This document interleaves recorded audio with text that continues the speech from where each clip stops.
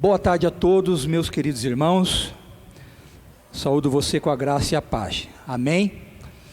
Nós vamos começar o estudo bíblico dessa tarde. Amém? Vamos pedir a Deus que nos abençoe. Hoje nós estaremos dando continuidade ao estudo da pessoa e obra de nosso amado Salvador, nosso Senhor Jesus Cristo. Desta forma, então, eu quero orar, pedir a Deus que nos abençoe, que o próprio Espírito Santo abra o nosso entendimento, nós que aqui estamos possamos, assim então, ser edificados pelo conhecimento da Palavra de Deus e pelo agir do seu Santo Espírito. Vamos orar. Nosso Deus e bondoso Pai, nós te louvamos e te exaltamos. Este é o dia que o Senhor fez, e estamos aqui na presença do Senhor para nos alegrar em Ti, nos alegrar na Tua presença. Queremos Te agradecer por nos trazeres a este lugar, por nos reunires aqui, e agora pedimos que então o Teu Espírito Santo nos abençoe, transformando o nosso coração, santificando-o, Senhor, salvando a nossa vida, transformando-a para que em nós mais e mais a glória do Senhor seja manifesta, a face de Cristo seja vista. Deus, nós pedimos que o Espírito do Senhor nos ajude no entendimento e na compreensão da Tua bendita palavra, e nós oramos assim, pedindo tudo isto em nome de Jesus, amém. Amém, meus irmãos. Queridos, na continuidade então do estudo bíblico deste domingo, nós vamos ver a cruz de Cristo. Este é o tema da nossa lição de hoje, amém? Nós estamos vendo o estudo da pessoa e da obra de Cristo, e isto envolve, nós então lidarmos com aquilo que é central no ministério de Cristo Jesus, que foi o evento da cruz, a cruz de Cristo. A cruz de Cristo é a mensagem central do Evangelho, obviamente junto com a ressurreição, mas a cruz de Cristo é a mensagem central do Evangelho de nosso Senhor Jesus Cristo. E nós vamos então ver aqui um texto básico aqui, chave para nosso estudo deste dia, que está em João 19, versículos 17 a 19. Eu vou projetar aqui, mas você pode abrir a sua Bíblia. Aliás, recomendo que você faça assim. Procure aí achar o texto na sua Bíblia, de João, capítulo 19, versos 17 a 19.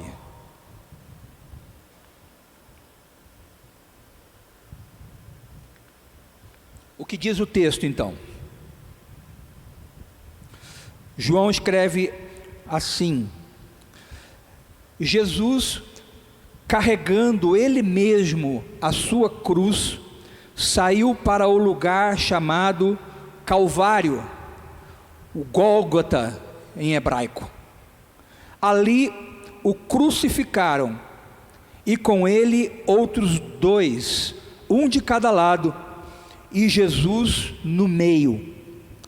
Pilatos escreveu também um título e o colocou no alto da cruz, e o que estava escrito era: Jesus Nazareno, o Rei dos Judeus. Então é a partir desse texto que nós queremos meditar e refletir sobre a cruz de Cristo, meus irmãos, a cruz de Cristo. Começando por uma informação que acho que é importante nós termos. Quem é que morria na cruz? A cruz aqui é a cruz romana, a cruz que os romanos costumavam utilizar para os sentenciados à morte. Quem é que morria em geral? Em geral, os ladrões, eles eram candidatos à cruz. Imagine nos nossos dias hoje, ia faltar cruz, ia ter pouca cruz. Nós vimos que ter cruzes virtuais, porque porque são muitos ladrões. Mas os ladrões, eles eram candidatos à cruz. Os criminosos, e aqui os praticantes, né, de crimes mais hediondos, eles eram também candidatíssimos, fortes à cruz romana. E os malfeitores em geral, né? Então os tribunais romanos costumavam dirigir essas três categorias, né, de meliantes para a cruz. Aí a primeira pergunta que eu faço aqui para os irmãos é: onde Jesus se encaixava aqui nessas categorias? Será que nosso Senhor Jesus Cristo era um ladrão? Aí você, claro, ia lacrar, né? Só se for ladrão do meu coração.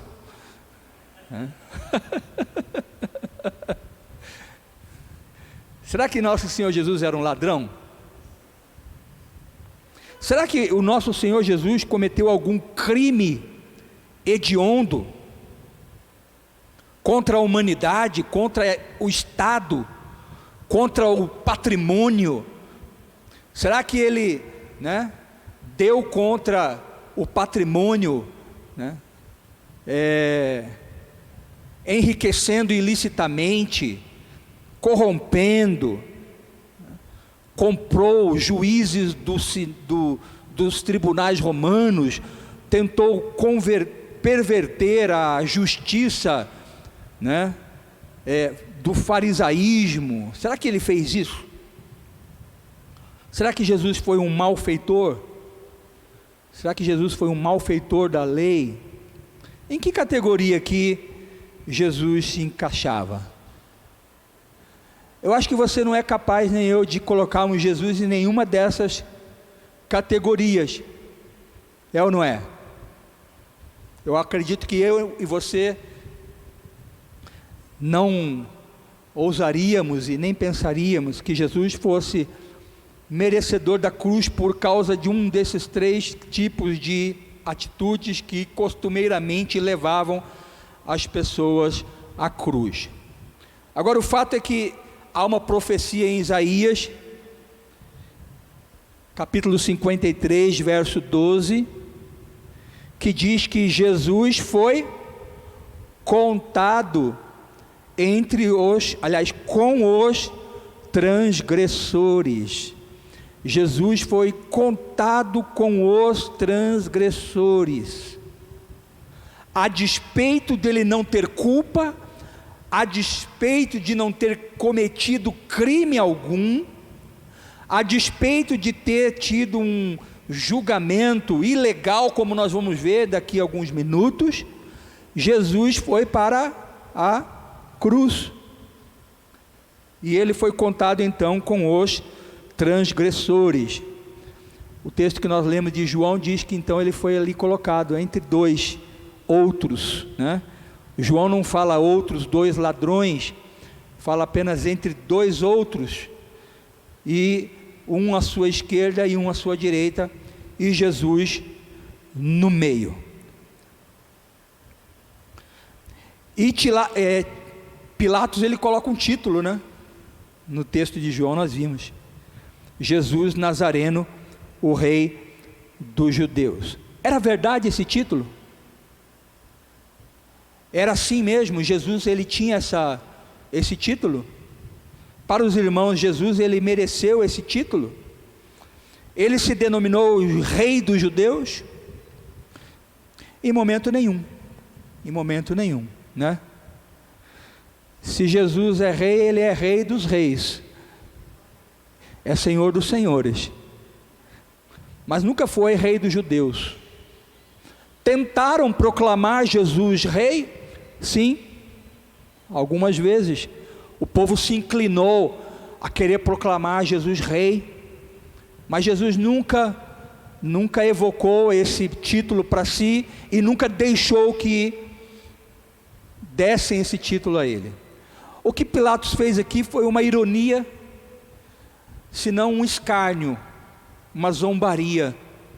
Olha lá, ó, né? E as pessoas passavam e escarneciam, zombavam. Olha lá o rei, né? Olha a coroa do rei, uma coroa de espinhos. Então esse título está lá colocado por Pilatos, mas por mera ironia de Pilatos e escárnio desse homem, né? Jesus não era o rei dos judeus, né? Então Jesus, queridos, ele no auge aí, no ponto alto do ministério dele, ele vai para a cruz. Ele vai para a cruz, né? E alguns momentos de muita tristeza e angústia antecederam então a crucificação de Jesus. Eu queria ver um pouquinho disso com os irmãos, né? Eu vou só narrar alguns pontos aqui daquele que foi o último dia assim da existência de Jesus na terra. Diga-se de passagem, foi o pior dia da vida de Jesus como homem, como nosso substituto na terra, né? Já perto do início da madrugada do dia da sua crucificação, Jesus, nas palavras do evangelista Mateus, ele começa a sentir-se tomado de uma tristeza e uma angústia, como nós colocamos aí, muito forte. Mateus escreve que Jesus disse: a minha alma está profundamente triste até a morte. Palavras fortes de Jesus. Ele não falaria isso em vão, à toa. Ele não gastaria vocabulário. Ele disse: a minha alma está profundamente triste até a morte. Queridos irmãos, de tão intensa a agonia de Jesus, ele passa em determinado momento naquela madrugada, ali num jardim com seus discípulos à noite, a suar sangue pelos poros, né? Então, da sua pele. Esse é um distúrbio que inclusive é raro, né? Na medicina, chamado hematidrose, que é causado então quando uma pessoa é tomada de um impacto muito profundo, emocional, por um pavor muito profundo, um medo muito grande, né? Você já ouviu alguém passar por isso? Eu nunca ouvi, meu irmão. Alguém tomado de um pavor, um temor muito profundo, chegar a este estado, né, de suar sangue pelos poros, né? O fato é que Jesus passou por isso. A minha alma está profundamente triste até a morte. Logo em seguida, passa esse momento que Jesus é preso, ali mesmo, no jardim, preso, e como os irmãos se lembram, sabem, traído, né? Traído por quem?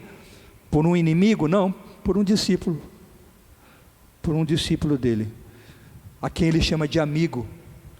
Amigo, a que viestes, né? Então ele é traído por um dos seus discípulos, e Jesus é amarrado e levado então para a casa de Anás.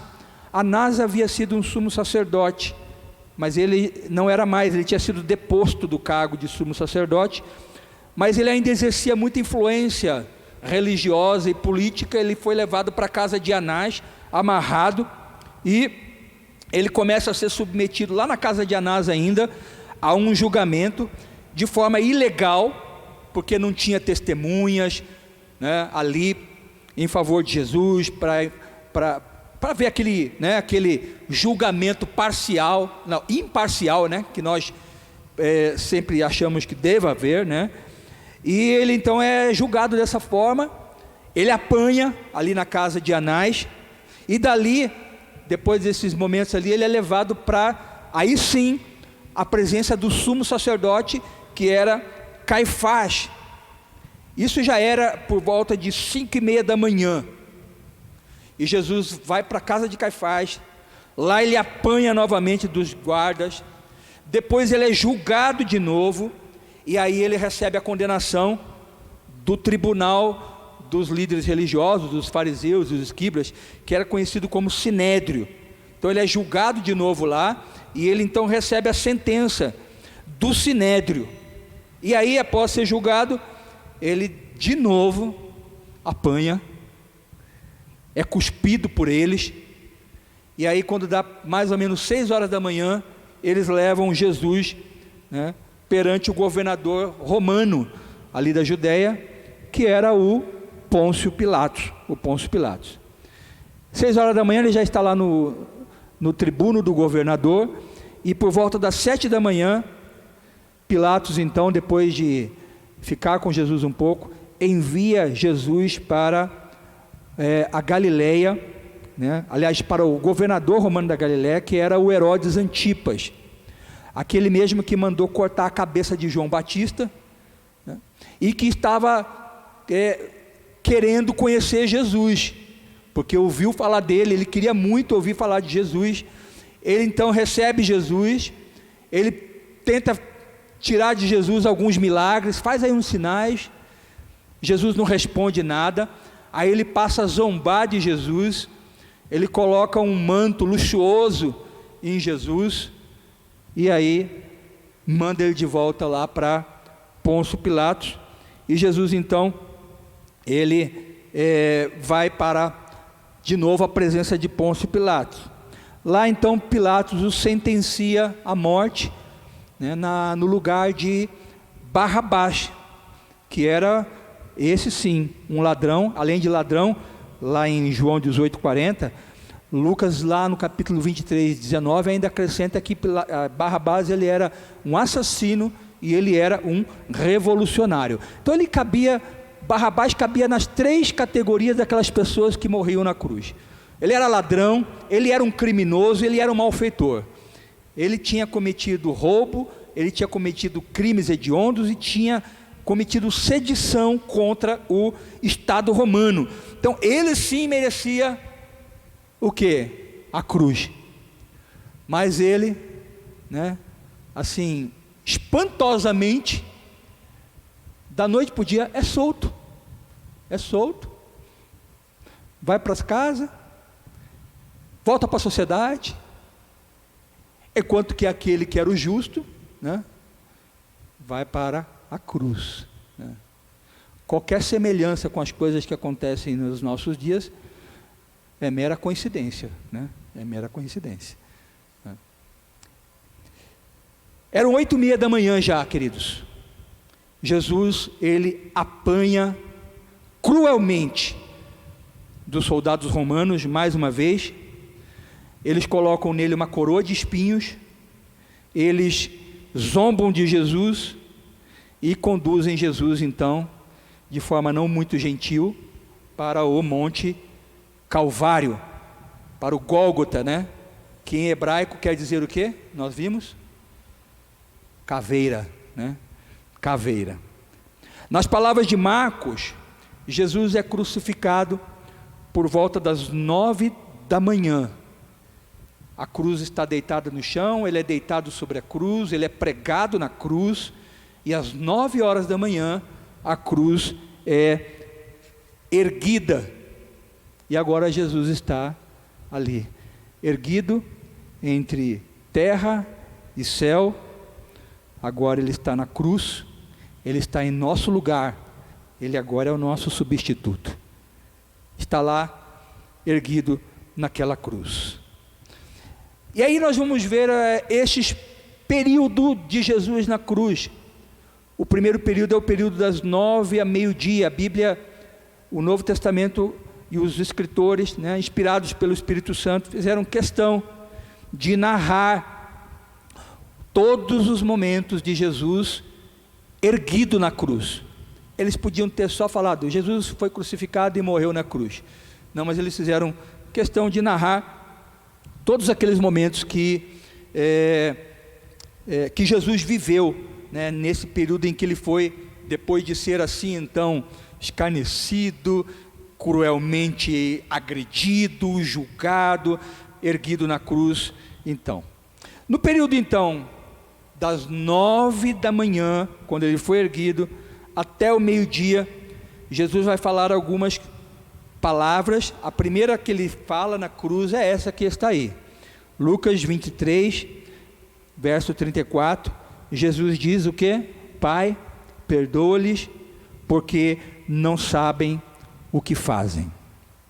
Então note que a primeira expressão de Jesus, erguido na cruz, foi uma expressão de perdão, uma expressão de misericórdia. Não foi um praguejar, né? Um reclamar, um agredir os seus inimigos, xingá-los dali.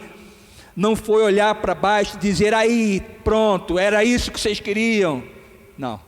A primeira expressão de Jesus foi uma palavra de perdão.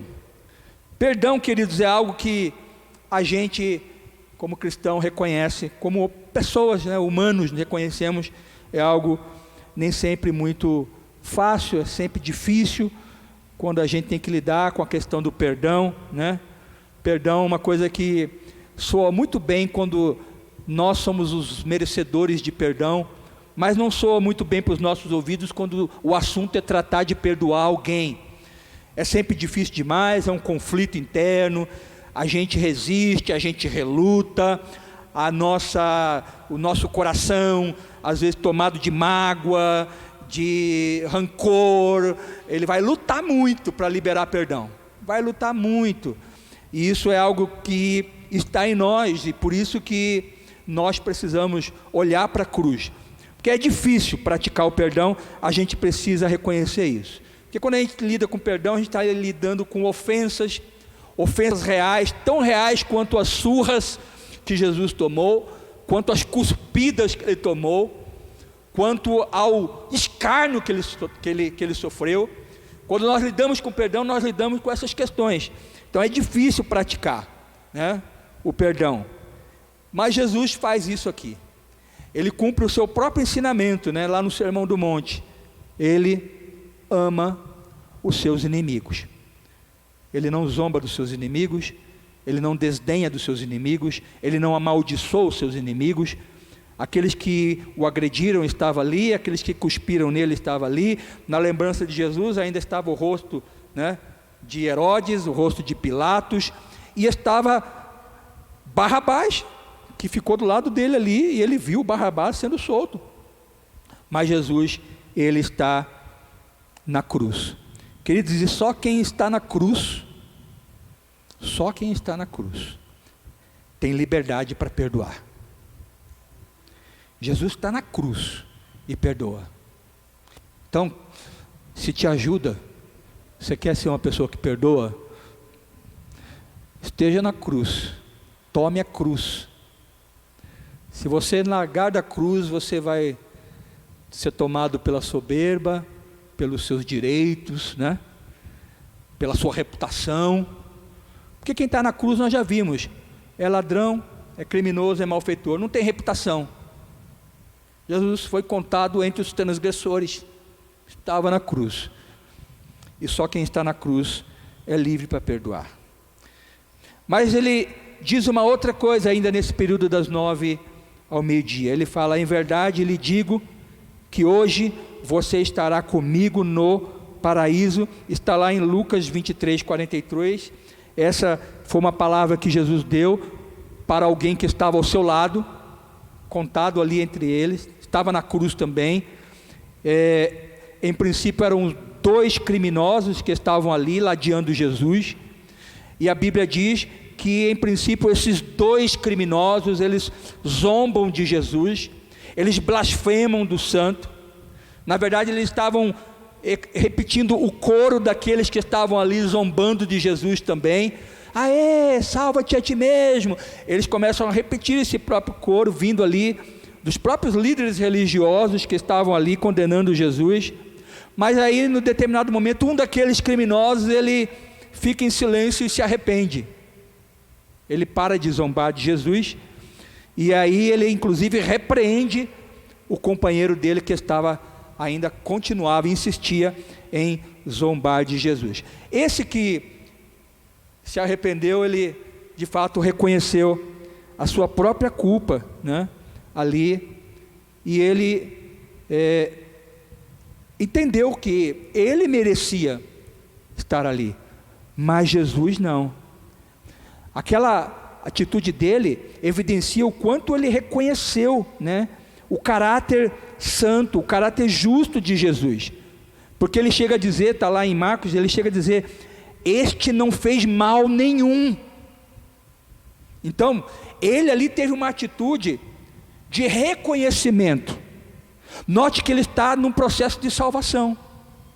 Porque primeiro ele reconhece a santidade de Jesus, ele reconhece que Jesus é santo, ele manifesta a crença na vinda de Cristo, porque ele fala assim: quando você vier no seu reino. Então ele reconhece, ele tem crença, fé na vinda de Jesus, e ele enfim então faz esse pedido para ele, né? Jesus, lembre-se de mim, lembre-se de mim. Então foi tanto uma súplica, como também foi um ato de confissão. Confissão de quê? De fé. Fé daquele homem. Ele pede para que Jesus se lembre dele naquele dia em que Jesus voltaria, que este homem não sabia, mas ele creu que Jesus voltaria no seu reino, né? E aí então Jesus lhe dá essa palavra: em verdade lhe digo que hoje você estará comigo no paraíso. Essa foi uma mensagem de quê, meus irmãos? De garantia, uma garantia de salvação. Jesus deu a sua palavra, prometeu-lhe o paraíso. O paraíso no Novo Testamento é o nome que é dado ao céu, né? O céu é o lugar da habitação de Deus, e é o destino, o lar eterno dos justos, né? A Septuaginta, ela usava a mesma palavra para falar de paraíso, quando ia se referir ao Éden, ao jardim do Éden. Então, quando os escritores do Novo Testamento traduziram, né, o Novo Testamento do hebraico para o grego, aqueles 70 escritores, por isso vem Septuaginta, vem de 70, eles usaram a mesma palavra para paraíso, né? A palavra utilizada também para jardim do Éden, né? Então essas palavras de Jesus estão sugerindo o que para aquele ladrão? Que ele estaria ainda naquele dia sendo restaurado ao relacionamento íntimo, ao relacionamento pessoal com Deus, que existia onde? Lá no jardim do Éden. Aquele homem estaria sendo restaurado a esse relacionamento. Quando? Na volta de Jesus? Não, naquele mesmo dia. Naquele mesmo dia. Então aí a nossa crença de que quando nós morremos, nós já estaremos automaticamente, imediatamente, com Jesus no paraíso, né? A gente não estará passando por um período que algumas, né, religiões chamam de sono da alma. Você fica ali no estado inerte, esperando, né, a ressurreição final. Não, imediatamente você já começa a gozar das delícias do paraíso na presença do Senhor Jesus Cristo, da presença do Senhor Jesus Cristo. E Jesus disse em João 14, de 1 a 3, né, isso, ele fala: não fique angustiado o vosso coração, não se turbe o vosso coração, creiam em Deus, creiam também em mim, porque na casa de meu Pai há muitas moradas, e assim não fosse, se assim não fosse, eu vou-lo teria dito, e eu vou preparar-vos um lugar. E um parênteses aqui, né, crer em Deus não é tudo na nossa salvação. Jesus disse o que aqui em João 14? Crede em Deus, crede também em mim. Na nossa salvação nós precisamos crer em Deus, mas precisamos crer também em Cristo, né? A nossa fé está num Deus indivisível, Pai, Filho e Espírito Santo. Nós precisamos crer na Trindade, amém? E se com a nossa boca confessarmos a Jesus como Senhor, diz lá Romanos, e em nosso coração cremos que Deus, olha aí, Deus e Jesus, se a nossa boca confessar Jesus como Senhor, e no nosso coração nós cremos que Deus ressuscitou Jesus, o que é que diz a Bíblia? Seremos salvos, né? E Jesus diz então: na casa de meu Pai há muitas moradas, se assim não fosse, eu já lhes teria dito. Então, nós temos um céu garantido para nós, meus irmãos. Jesus garantiu. A mensagem que ele diz aqui para esse ladrão é a mensagem para nós, é a garantia do céu. Mas ainda nesse período de 9 e meio-dia, Jesus vai dizer uma terceira palavra, que é esta aí, que está em João 19, versos 26 e verso 27. Aí está seu filho, aí está a sua mãe. Por que Jesus disse isso? Porque ali no pé da cruz estavam a mãe de Jesus, estavam ali a irmã da mãe de Jesus, né? Maria, mulher de Clopas, e Maria Madalena, 3 Marias ali, né? Vendo Jesus então ali no pé da cruz, a mãe dele, ele também viu ao lado dela, quem? O discípulo amado, e ele então diz para aquele discípulo, diz para a mãe dele, né, que está ali: mulher, eis aí o teu filho. E aí ele olha para o discípulo amado e diz: eis aí a sua mãe.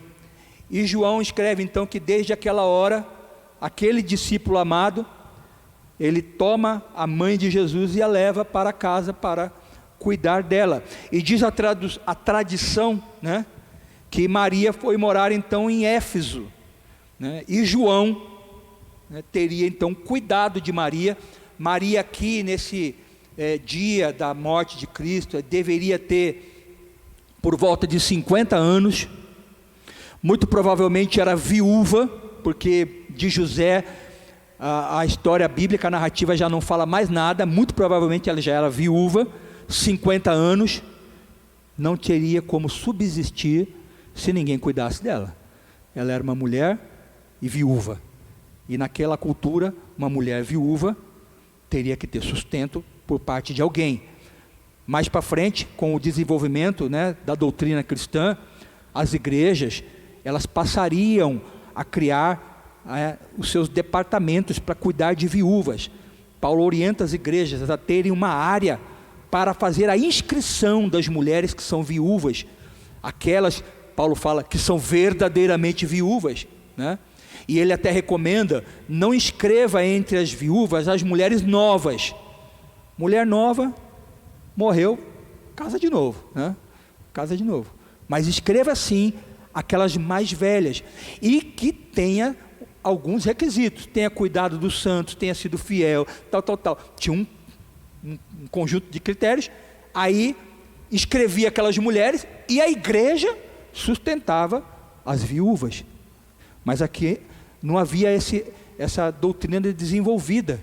Alguém ia ter que cuidar de Maria, e a essa altura da vida então ela precisaria disso. E Jesus então fala: mulher, eis aí teu filho, e diz para o discípulo: eis aí está a sua mãe.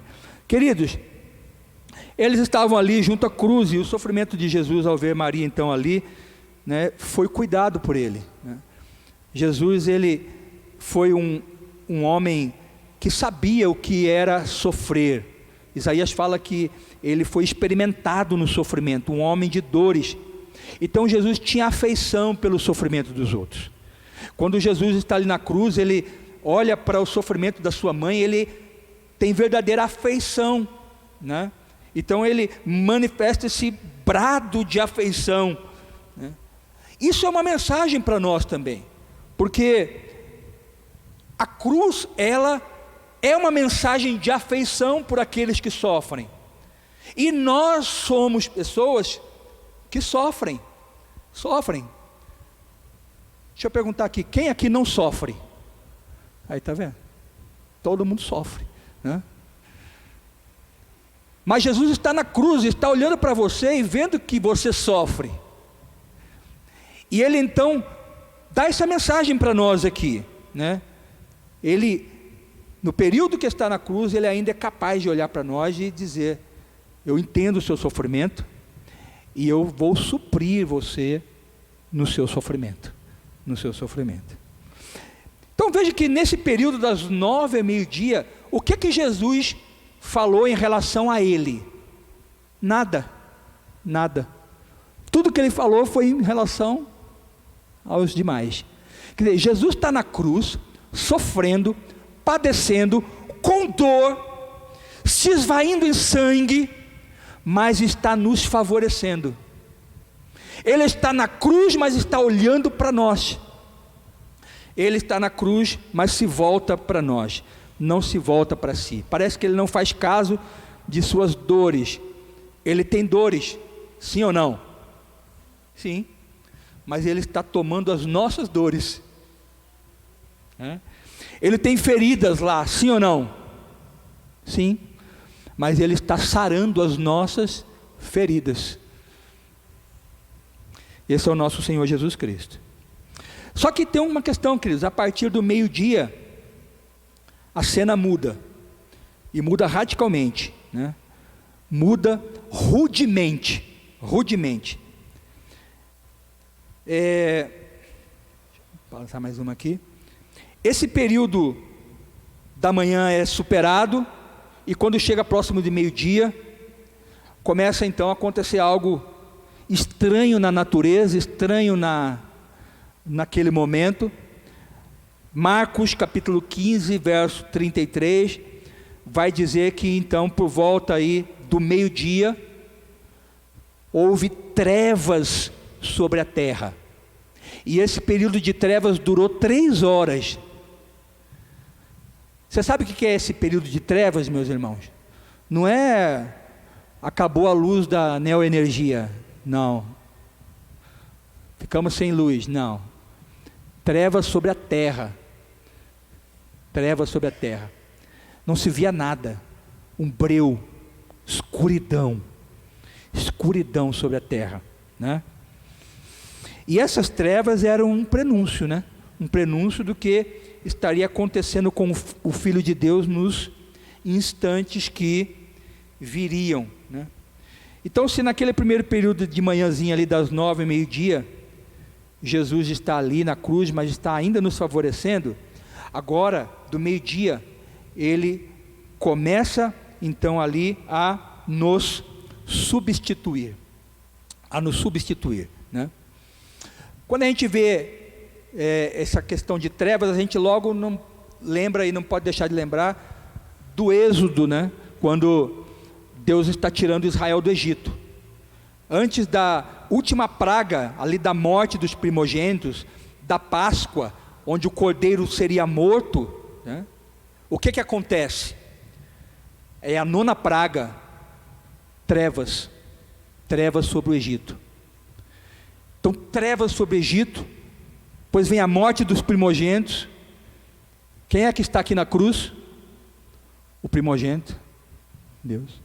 A morte do cordeiro pascal. Quem é que está aqui na cruz? Jesus, o cordeiro de Deus que tira o pecado do mundo. E aí a saída do Egito. Olha a relação da cruz, da crucificação, com aquilo que era sombra, né, lá no Velho Testamento, né? A instituição da Páscoa e o significado da Páscoa.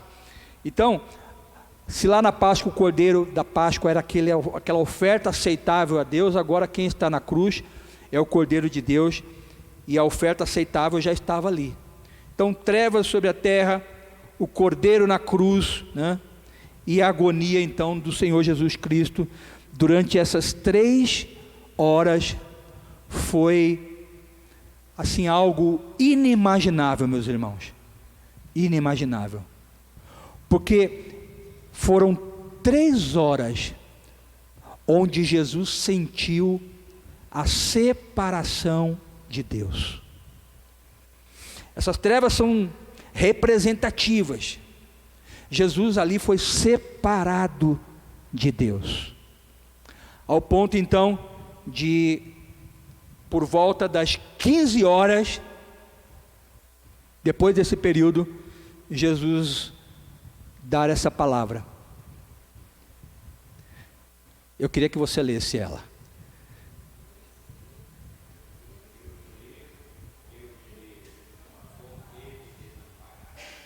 Agora você vai ler em silêncio. Você vai ler calmamente. Se você puder, feche os seus olhos. E tente ouvir Jesus na cruz falando isso. Depois de 3 horas de trevas sobre a terra.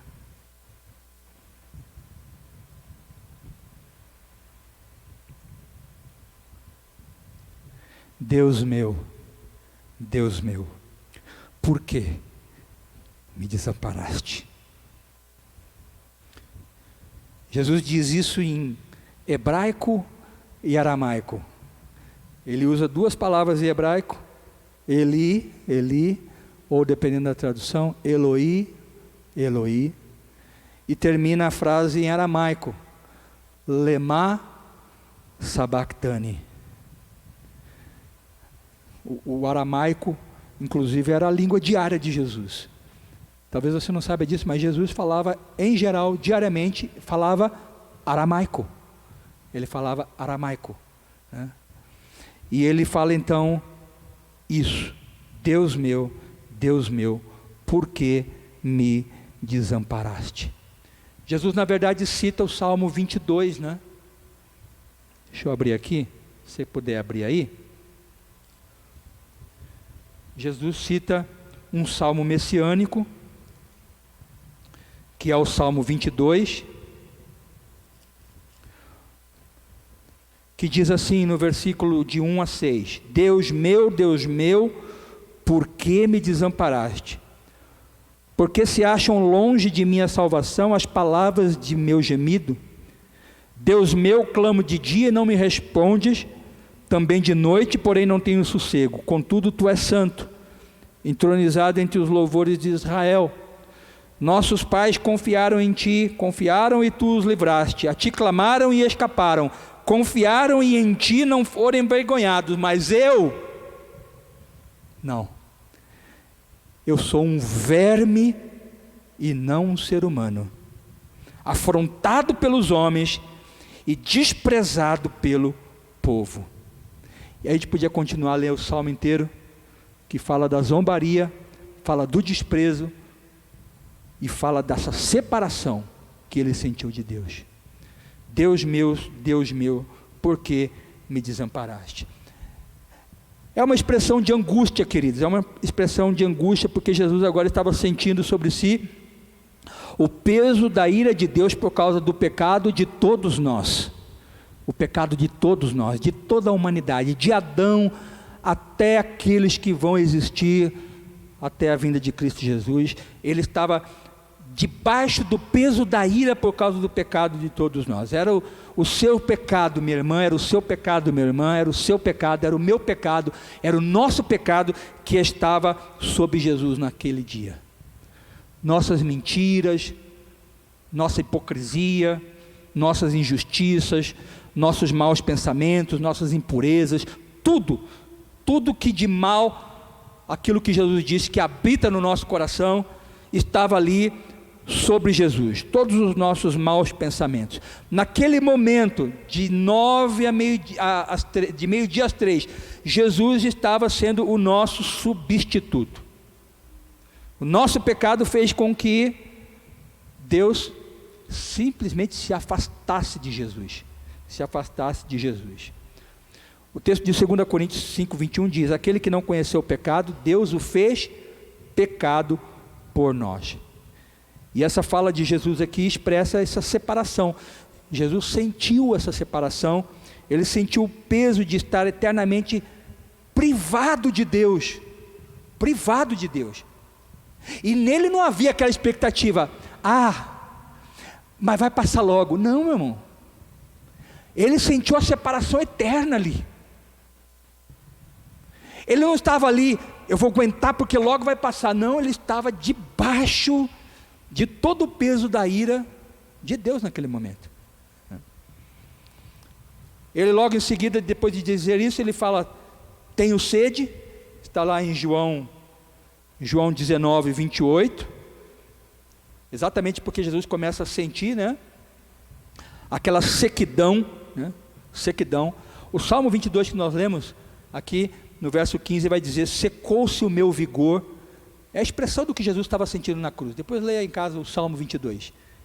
Secou-se o meu vigor como um caco de barro, a língua se me apega ao céu da boca, assim me deitas no pó da morte, diz o salmista lá no Salmo 22, verso 15.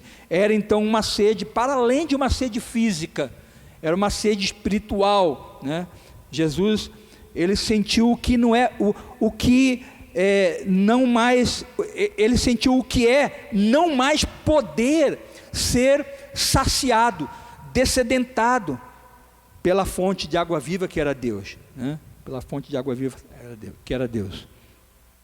Tem um outro salmo messiânico, o Salmo 42, nós não vamos ler, não vai dar tempo, mas que também apontava para essa sequidão, esse sofrimento de Cristo, quando o salmista fala, assim como a corça suspira pelas correntes das águas, assim por ti, ó Deus, suspira a minha alma. A gente lê esse salmo e acha muito bonito, né?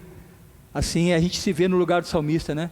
Como a corça suspira, assim suspira minha alma por ti. Irmão, nós não sabemos o que é isso não, irmão.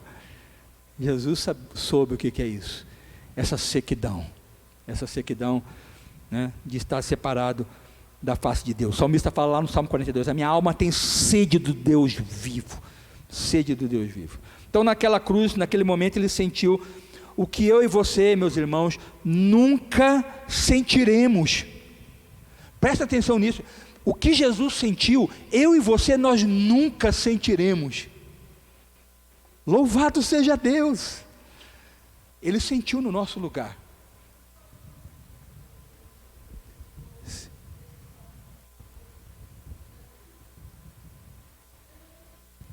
Irmã Maria, deixa só então o irmão Paulo chegar ali com o microfone, que eu também não estou ouvindo bem aqui.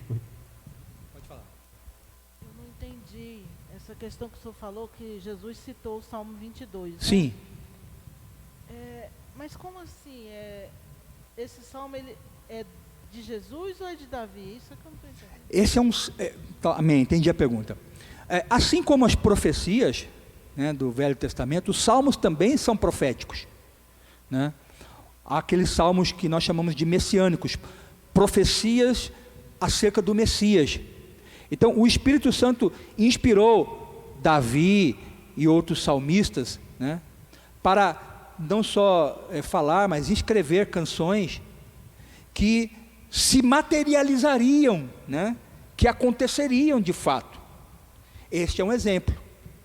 Aqui o próprio Salmo já estava profetizando o ministério, né, terreno, messiânico de Jesus aqui, como sacrifício em nosso lugar. Era assim que as pessoas lá eram salvas. Porque como é que nós somos salvos hoje? A gente olha para trás, vê a cruz e crê em Jesus. Lá no Velho Testamento não, eles olhavam para frente, viam a cruz nas profecias, criam, por isso eram salvos. Por que Davi foi salvo? Por que Moisés foi salvo? Porque muitos santos do Antigo Testamento foram salvos, porque eles creram em Jesus, mas não um Jesus que morreu, mas que iria morrer ainda. Então note que todos são salvos pela fé em Cristo, só que uns são salvos olhando para frente, outros nós somos salvos olhando para trás, olhando para Cristo na cruz. Ambos olhavam para Cristo para a cruz, porque o salmista e o povo de Israel lia esse salmo e aceitava pela fé que Deus prometera um descendente que iria morrer por nós, e eles assim então pela fé eram salvos por Jesus, né? Tenho sede. Logo em seguida Jesus, ali no capítulo 19, verso 30 de João, vai dizer, está consumado. Ele fala mais esta palavra, uma expressão de vitória, um brado de vitória, né? A palavra tetelestai, consumado, que quer dizer, a dívida está paga, o resgate foi definitivo e o propósito foi realizado. Então a redenção planejada por Deus foi concluída ali naquele momento, né, por Cristo Jesus, quando ele diz, está consumado. E ele dá uma última palavra, e aí ele clama mesmo em voz alta, diz o texto de Lucas 23, 46, que ele clamou em voz alta, Pai, nas tuas mãos entrego o meu espírito. Note que Jesus, ele dá a sua vida, ninguém a tomou, ninguém, né, tomou a vida de Cristo, foi ele quem a deu. Ele diz isso em João, voluntária, e ele disse em João capítulo 10, eu dou a minha vida pelas ovelhas. Então, note que aqui ele dá a sua vida, ele dá livremente, voluntariamente a sua vida, né, a nós. Em João 10,17, era esse texto que eu ia ler. Por isso o Pai me ama, ele diz, porque eu dou a minha vida para recebê-la outra vez.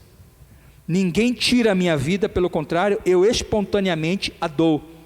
Tenho autoridade para entregá-la e também para reavê-la. Este é o mandato que recebi do meu Pai. Então esse último brado de Jesus prova que Jesus, depois de consumar tudo na cruz, agora ele está de novo consciente do quê, irmãos? Quando ele fala, Pai, nas tuas mãos entrego o meu espírito. Agora sim, ele está consciente da presença amorosa do Pai e está confiando o seu espírito ao cuidado amoroso de Deus.